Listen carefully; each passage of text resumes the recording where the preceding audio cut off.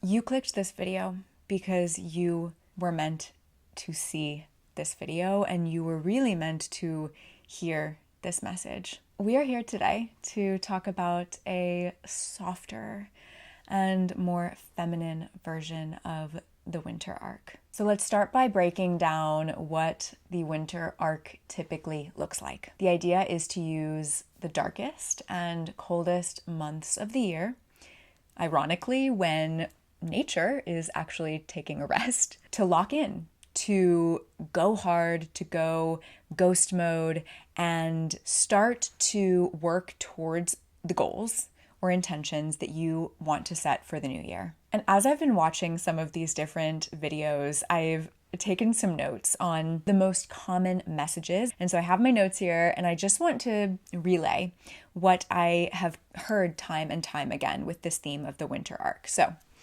we have going into ghost mode, disappearing from and avoiding any distractions, to focus solely on self-improvement and coming back better than ever. Non-stop hustle, no time for relationships, no wasting time on men or women, no excuses for skipping workouts, and pushing the body to its limits with mandatory bulk or cut cycles.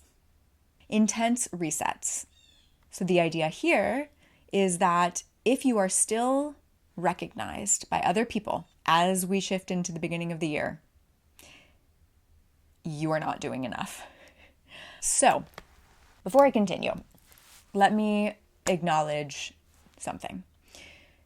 This kind of approach truly can work for some people. So I never want to have any kind of black and white approach to anything. Super, disciplined, going all in, locking in ghost mode.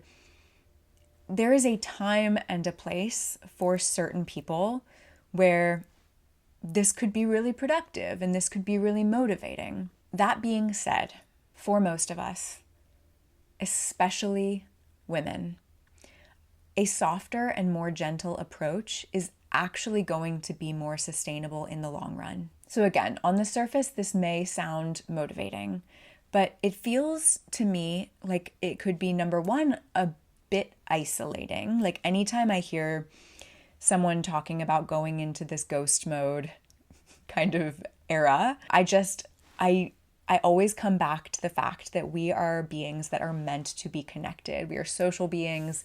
Connection is so important for our overall health, for our mental health, and especially in these winter months when it's colder outside, it gets dark earlier. People tend to be a little bit more isolated anyway, and this is the time for seasonal depression, and I just feel that connection is so important. It would be a shame to intentionally disconnect from others because we feel we have to push so hard towards our goals. And then also, it feels like a recipe for burnout and disordered habits. Even, something as much as disordered eating or eating disorders. And as someone who has had both an eating disorder and phases in my life of disordered eating, anytime that I see it being recommended to be so disciplined with food, with exercise, or anything like that, I have to take a moment to pause and ask how sustainable that is and what that is also doing for our physical and mental health. Is taking action necessary? Yes. Absolutely, 100%. There is a feminine approach and there is a masculine approach. And in fact, it is the merging of the two in a healthy way that creates the most lasting and sustainable change. We are going to definitely be focusing on a softer, more feminine approach in this video, but the action steps are still here. So step one with the winter arc in this beautiful, soft, feminine way is, of course, reflection and review. It is time to take an honest look back so that we can move forward with intention. So I want you to openly and honestly and without judgment reflect on this past year. What worked well and what didn't? What things distracted you? What activities or people or thoughts took up valuable time that could have been used to focus on your actual goals? What excuses, what fears, what limiting beliefs are getting in the way of you living the life that you want to live? And what comfort zone are you stuck in? Here's the thing about living in the comfort zone. You may be in a space that doesn't necessarily feel good. Whether it is lacking money or being in an unhealthy relationship, or maybe just not being in a relationship when that is something that you desire. Even if it does not feel good, it may be that it is just what you are used to. It is what feels safe for your body, for your nervous system, because it is what you know. And so the idea of stretching outside of that space, of expanding yourself beyond what you have experienced, is scary. And so we keep ourselves stuck in these comfort zones because it feels safer to be stuck and unhappy, because at least we know what that is. I also want you to ask yourself, what is the payoff? Or what are the benefits of you staying stuck and not expanding beyond this current level in your life? And you may hear that question and think like, of course there's no benefits. Like this sucks. It doesn't feel good. I'm lonely, or I'm broke, or whatever the story is. But I promise you that if this is a place where you have been stuck for a while, there is something to that. There is some benefit or payoff that you might not be aware of, but it is there and it is keeping you stuck. So I will give you an example here. For me personally, I am in a space where I feel stuck mostly in my finances and in my career. So I have to sit here and I have to ask myself, what is the payoff in staying stuck at this level of income, of not expanding my wealth frequency beyond this point? Perhaps it is having an excuse to rely on other people. In other words, being taken care of. Maybe I feel that if I expand beyond this level of financial abundance, that I can't ask for help anymore. And something that I recognized is that I have a really deep belief, a limiting belief, that by becoming wealthy, I will lose connection to people that I love. There is this belief that money will disrupt my relationships.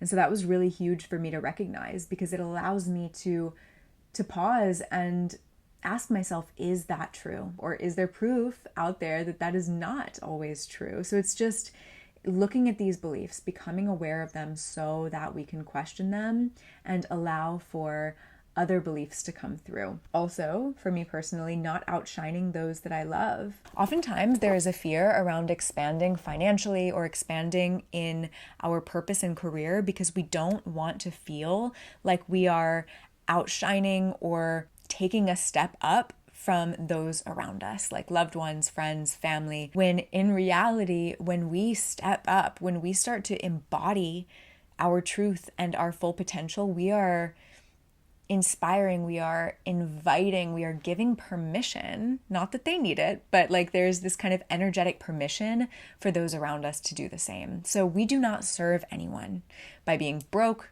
by being poor, by not living our dreams and pursuing our passions. That does not serve anyone.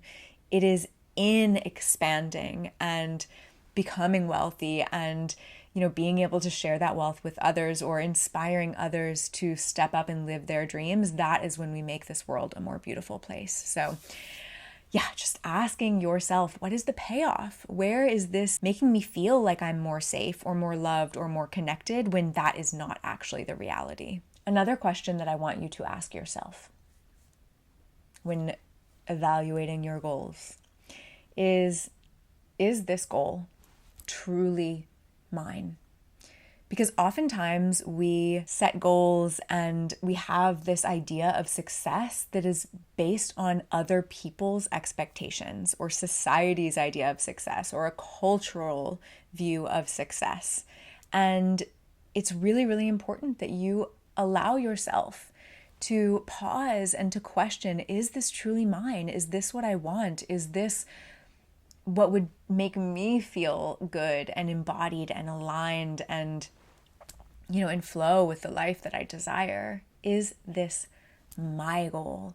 Or is this someone else's version of success? Is this someone else's dream that I am trying to live? Throughout this entire process, again, I really want you to just release any judgment, any guilt around things that didn't happen or didn't get done or maybe got done in a way that didn't feel good for you. Just letting go of that judgment. Practice self-compassion and focus on the positive. What are you proud of from this past year? What did you accomplish? What are the moments that you are most grateful for? Allow yourself to really recognize the beautiful moments that brought you joy, that made you smile, that made you feel loved and connected, the relationships that nourished you, and the lessons, whether they were challenging or fun or exciting, whatever it is that looked like, these beautiful lessons that will guide you moving forward. And really allow yourself to embrace the small victories along the way. Step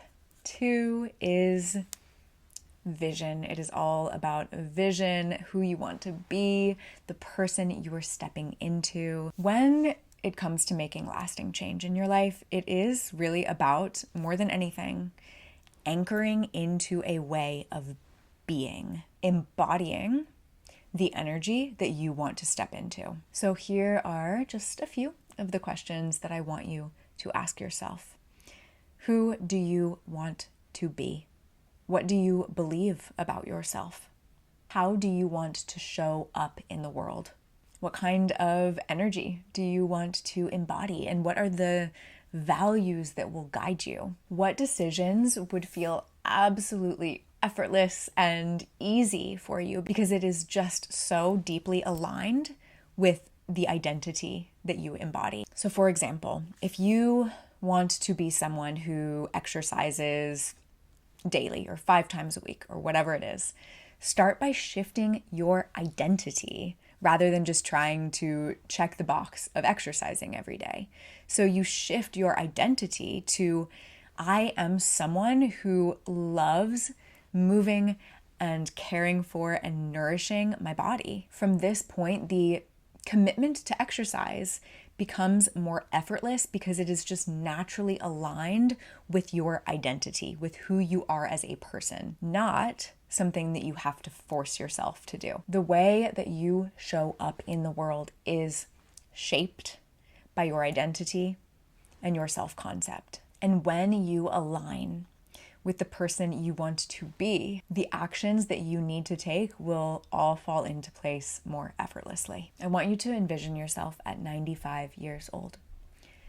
And when you are 95 and you are looking back on your life, what have you experienced? Who have you become? What do you want to see that you have accomplished, that you have done? Who have you spent your life with? Where have you traveled? What have you created? What have you felt and experienced? So really allow yourself to feel into that, to envision that. Because when we put ourselves in that space of being 95 years old and looking back on our lives, it kind of opens up this whole new awareness of what it is that we want to experience. Within this step of deciding who it is that you want to be, it's really important to become an energetic match to what it is that you desire. Make it a daily habit to positively influence your energy. Maybe that's through a movement, maybe it is through meditation, dancing, eating nourishing foods, taking walks outside in nature, whatever it is that brings you joy. Because when you cultivate positive energy, eventually it becomes your baseline, it becomes your default. And when your energy is high, everything else becomes easier. The next step is to set intentional goals and keep it as simple as possible here. There is a quote that I heard, and I cannot figure out who said this, and even in Googling it, I couldn't find it. I want to say that maybe it was Dan Coe in one of his YouTube videos. Maybe that was a meow of confirmation. I don't know. The quote, and I loved this. This is so, so good, is the myth is to be productive at everything.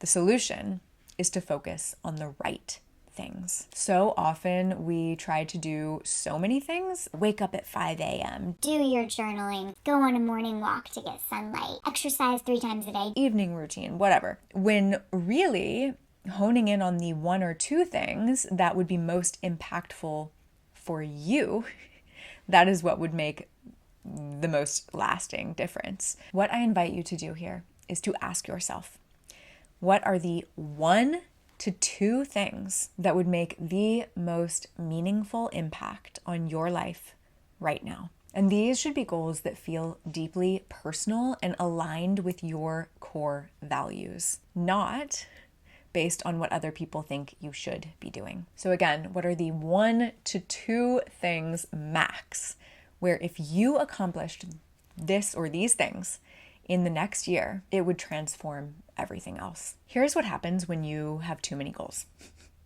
And I can tell you this from personal experience. Either you'll do none of them because you will become too overwhelmed, or you will prioritize the ones that are less important because they are easier. Earlier this year, I did the 12-week year, and I swear I think I had like 15 different, not goals, but like tasks that I was supposed to accomplish throughout the day.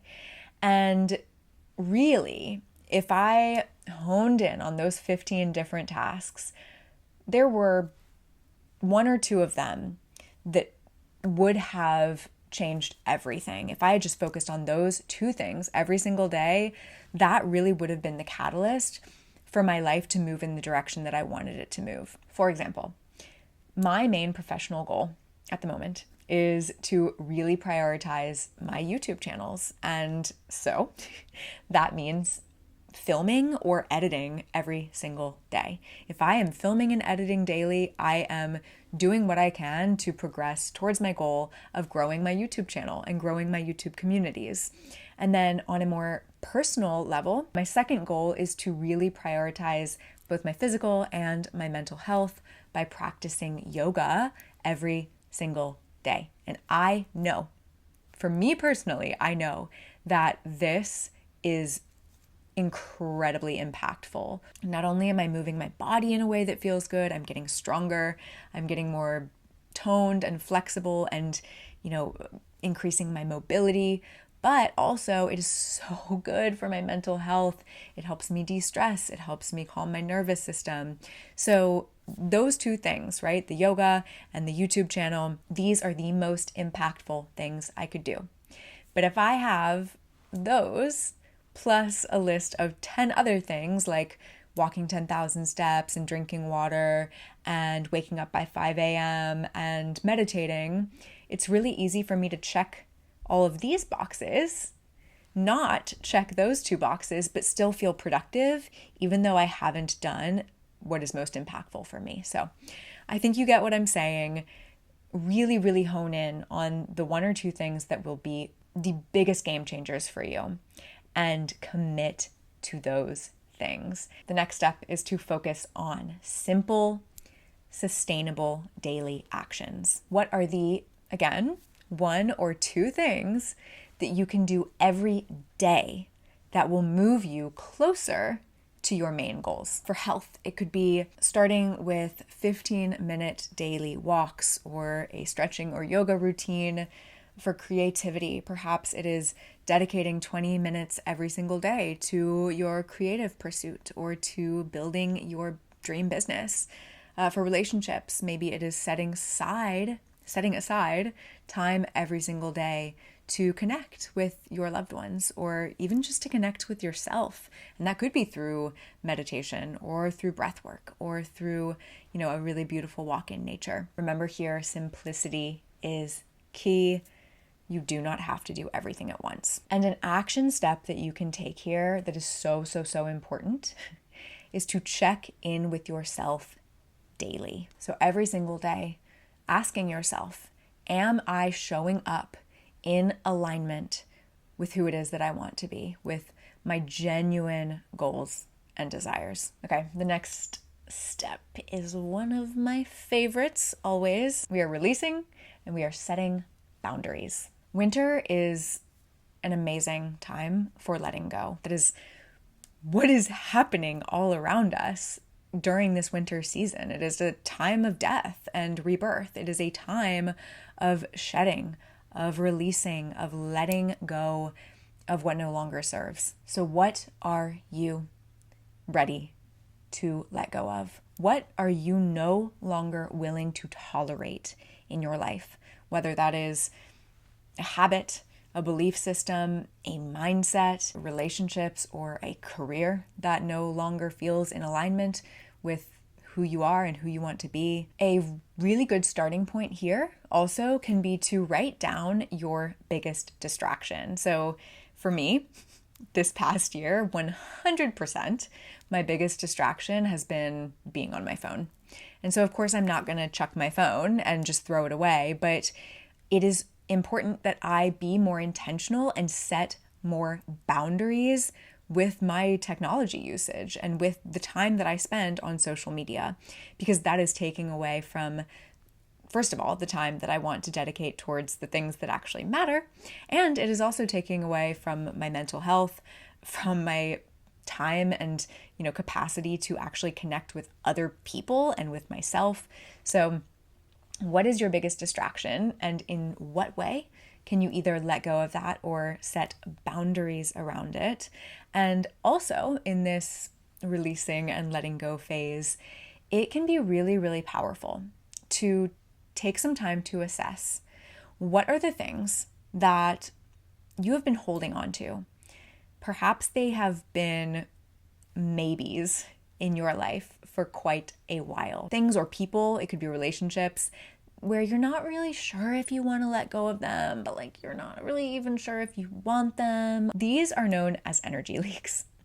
And when we have these maybes in our lives where it's maybe it's a yes, maybe it's a no, but I'll just keep it around just in case, this is leaking energy from your system, and it is preventing you from being able to invite in what actually serves, what actually is in alignment. So it's taking up space when something so much better could actually come in. Be willing and know that you are worthy of saying no to things, to commitments, to people that do not align with your values. Setting of boundaries is especially powerful for women.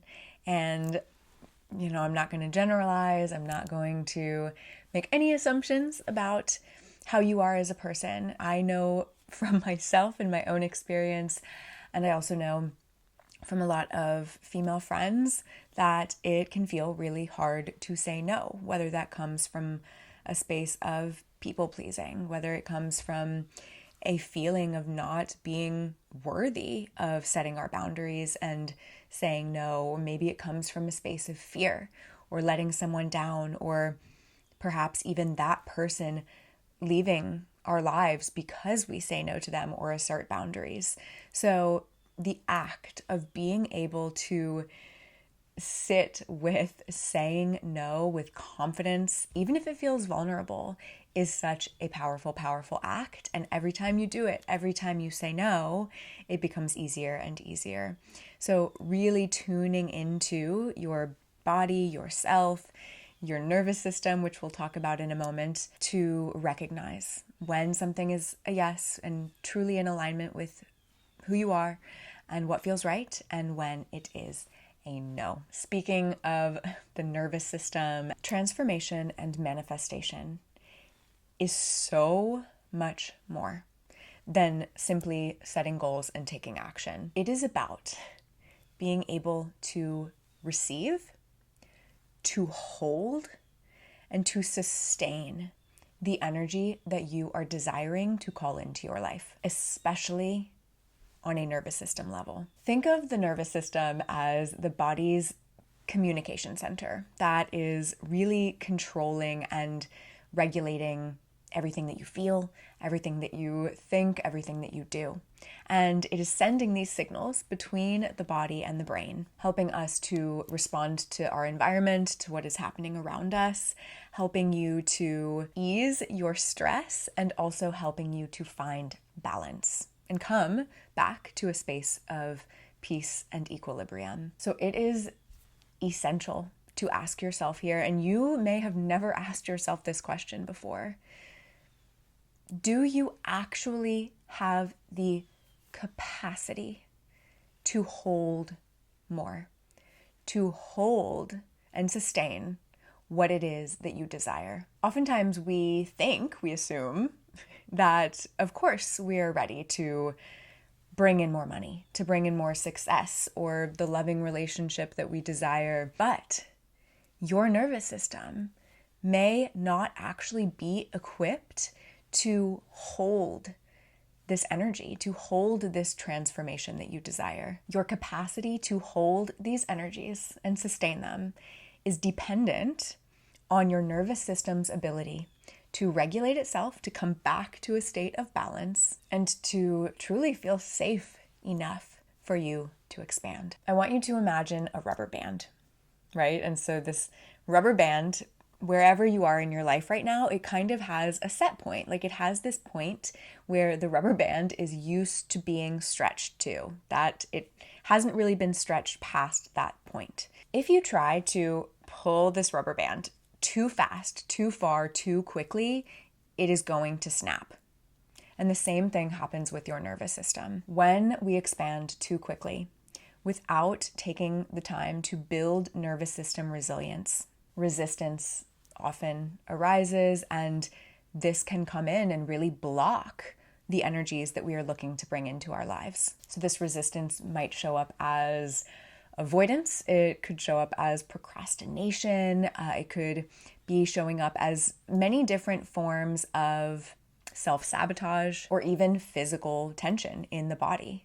And these are all signs that your nervous system does not feel safe and is not currently equipped to hold this energy. It feels threatened and uncertain. So if you are someone that is feeling oftentimes anxious or activated or threatened, you are most likely in this sympathetic state where you're in chronic stress and the nervous system is not able to bring you back to a state of peace and calm and regulation. This is that fight or flight activation response that is essentially, it's protecting you, the body and the nervous system protecting you from a perceived or real threat. And then there is also the dorsal vagal response. And this is more so the experience of shutdown, the experience of disconnection and even feeling numbness. And this can often result in the desire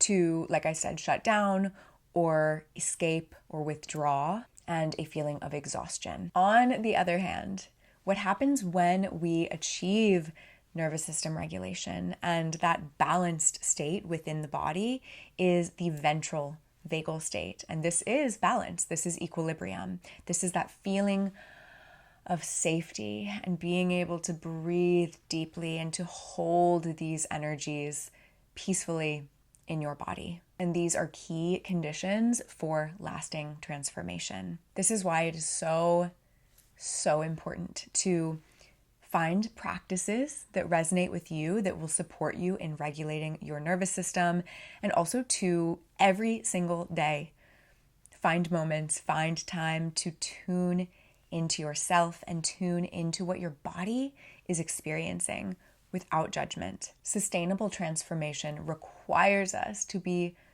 present with our bodies, to tune into the signals of our nervous system, and to really become aware of what feels in alignment and what feels overwhelming. So grounding practices like breath work, like being out in nature and walking barefoot, or even just tuning in, being aware of the sensations of the body, help activate the parasympathetic nervous system, that rest and digest, that calm state that allows us to hold and sustain these energies that we are inviting in. This is what will allow you to expand, to stretch that rubber band without pushing yourself beyond your limits, without the rubber band breaking. So some additional practices that you could consider here would be, first of all, just getting enough sleep, like the basic self-care, sleep, nutrition, eating nourishing, colorful, vibrant, healthy foods, drinking enough water is huge for the nervous system, getting light exposure, grounding practices. So things like getting into your body through yoga or qigong or gentle movement and stretches, spending time outside in nature, breath work, meditation, journaling, EFT, which is also known as tapping or emotional freedom technique, humming, and in the right circumstances at the right time, things like cold exposure. So again, it's just important to find what feels good for you here and to really commit to time to bring in these practices to regulate the nervous system throughout the day and to tune into your body and ask yourself as many times as you can throughout the day, how is my body feeling right now?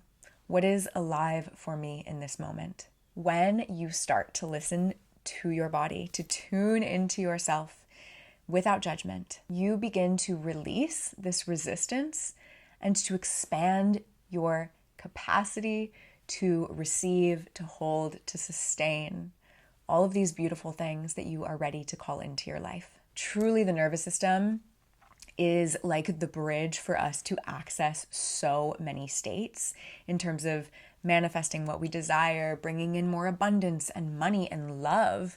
When it comes to love and relationships, there's so much to be said for the nervous system, different attachment styles and things like that. So if you would like to dive into this deeper, please let me know in the comments below. I would love to make more videos around this. But that is everything. That is everything for this soft, feminine, gentle version of the winter arc. I hope you enjoyed this video. I am super grateful that you are here. And until next time, I will see you in the next video.